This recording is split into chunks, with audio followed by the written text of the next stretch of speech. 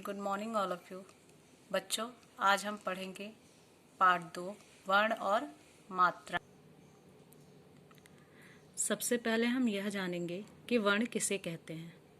तो बच्चों, भाषा की सबसे छोटी ध्वनि जिसके टुकड़े न किए जा सके, अर्थात भाषा की वह छोटी से छोटी इकाई जिसको तोड़ा ना जा सके और जिसको खंडित न किया जा सके, उन्हें वर्ण कहते हैं।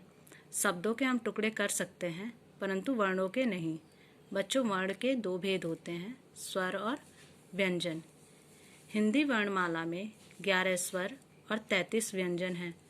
स्वर का उच्चारण करने के लिए हमें किसी अन्य वर्ण की सहायता नहीं लेनी पड़ती, परंतु जब हम व्यंजन का उच्चारण करते हैं तो हमें व्यंजन का उच्चारण करने के लिए स्वरों की सहायता लेनी पड़ती है।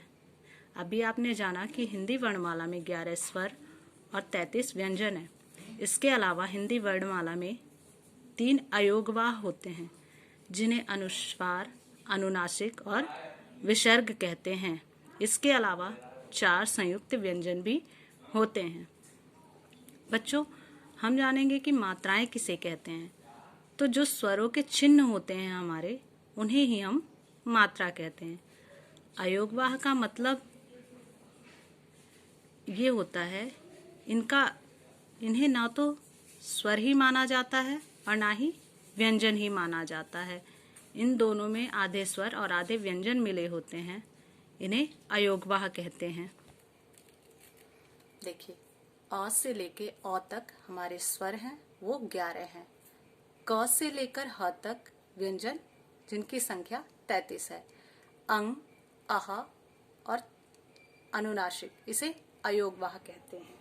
सबसे पहले हम जानेंगे ये अंग, जो आप स्वर में लिखते तो हैं, लेकिन इसकी गिनती जो है स्वर में नहीं होती बल्कि अयोगवाह में होती है, क्योंकि ना ये पूरा स्वर होता है और ना ही पूरा व्यंजन होता है। तो अनुस्वार का उच्चारण नाक से होता है, जैसे अंडा, गंगा, पतंग इत्यादि। अब है हमारा अह, जिसे हम इन चिन्हों को विसर्ग के नाम से जानते हैं, जैसे प्रातः, पुनः इत्यादि। इसका उच्चारण आधे ह की तरह होता है। फिर उसके बाद हमारे हिंदी वर्णमाला में 4 संयुक्त व्यंजन होते हैं। क्ष, त्र, ज्ञ और श, अर्थात 2 व्यंजनों से मिलकर बने व्यंजन को संयुक्त व्यंजन कहते हैं। जैसे हमारा क्ष बना है, क और श, ये दोनों आधे आधे हैं और मिलने के बाद पूर्ण अक्षर बनाते हैं क्ष। फिर त्र, हमारा त्र बना है आधा त और आधा र से। उसके बाद हमारा ज्ञ बना है आधा ज और आधा य से। फिर श, आधा स और र।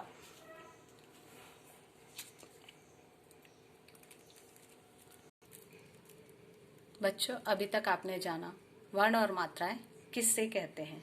अब हम आपसे कुछ सवाल पूछते हैं। पहला प्रश्न है, वर्ण किसे कहते हैं। तो वह छोटी से छोटी ध्वनि जिसके टुकड़े नहीं किए जा सकते, उन्हें वर्ण कहते हैं। अगला प्रश्न है, स्वर किसे कहते हैं। तो जिन वर्णों का उच्चारण करते समय किसी अन्य वर्ण की सहायता नहीं ली जाती, उन्हें स्वर कहते हैं, जैसे अ, आ, ई। अगला प्रश्न है, व्यंजन किसे कहते हैं। जिनका उच्चारण करने में स्वरों की सहायता लेनी पड़ती है, उन्हें व्यंजन कहते हैं, जैसे क, ख, ग इत्यादि। संयुक्त व्यंजन किसे कहते हैं। अभी आपको समझाया गया, 2 व्यंजनों से मिलकर बने व्यंजन को संयुक्त व्यंजन कहते हैं और हिंदी वर्णमाला में 4 संयुक्त व्यंजन हैं।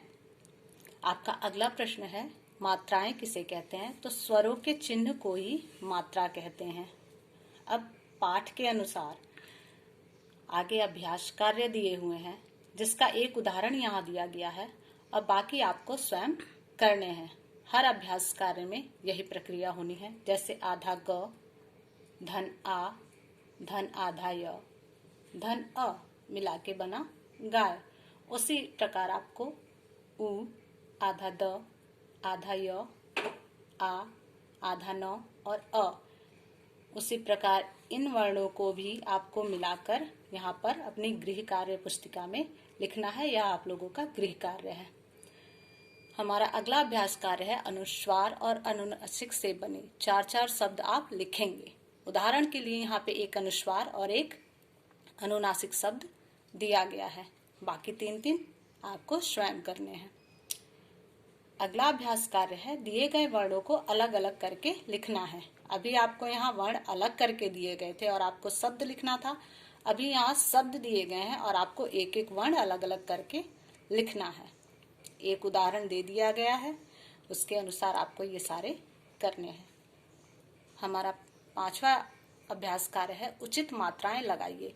यहाँ कुछ शब्द दिए गए हैं, उनमें आपको उचित मात्राएं लगानी है जिससे ये शब्द जो है पूर्ण हो जाए।